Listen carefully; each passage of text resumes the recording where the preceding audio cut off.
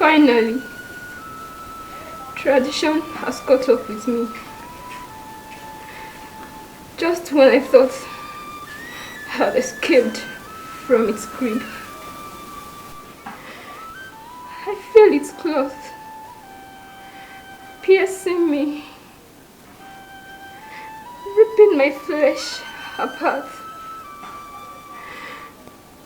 It all started so many years ago. But this night,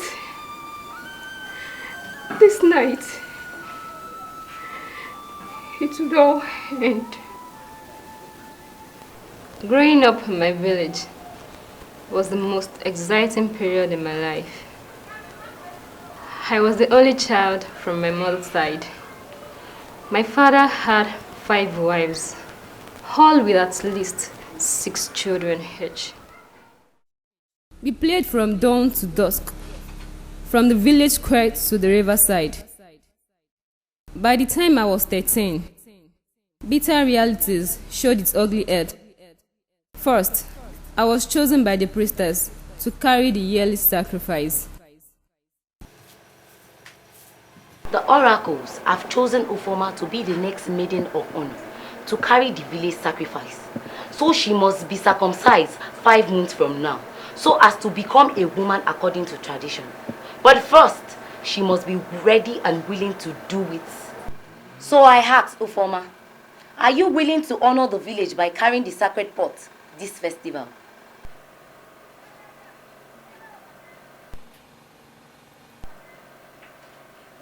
Are you willing to honor the village by carrying the sacred pot this festival? No! War has just settled over your board. I was too young to understand the consequences of our words and of my actions. I just challenged tradition. Trouble brewed in our house that day. My father was livid with rage. My mother was not ready to trade me up for a tradition. My father fought for his dignity. My mother fought for her only child and only source of joy. Better the lives of this woman, the villagers in this village. Woman. Yes? I'm saying this for the very last time. I won't tolerate it from you. Better go and talk to that daughter of yours. Alright, by the time I return, consider yourself out of this house. She must go and carry that pot. That's my final statement. Chineke. Who wants to stay? Let me send you back to that your priestess. If she lays her filthy arms upon my child, she has me, Ogechi, to contend with. She did not want me to suffer the same fate as hers, enduring a loveless marriage. The following day, my aunt was traveling to the city. My mom quickly sneaked me out through the back door to hand me over to her in the early hours of the morning.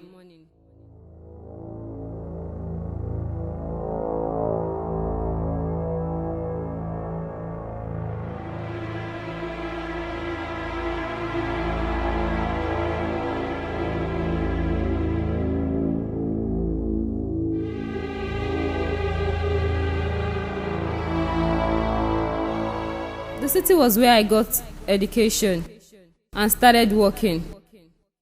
I also met my dream man. His office is a complex away from mine. He is a complete gentleman. We became inseparable. We went everywhere together, played around, watched movies in the house, creating our own cinema theater, meant for 2. He would come pick me at the office, and together we would flow. On this fateful day, the big question was popped. I heard it, but couldn't believe it. Will you marry me? Yes, I will. That was the mistake. From that moment on, wedding plan began. The big problem was going back home. I knew something was just going to go wrong if we both go to the village for the wedding. I insisted that we make it as silent as ever, and perhaps avoid going to the village.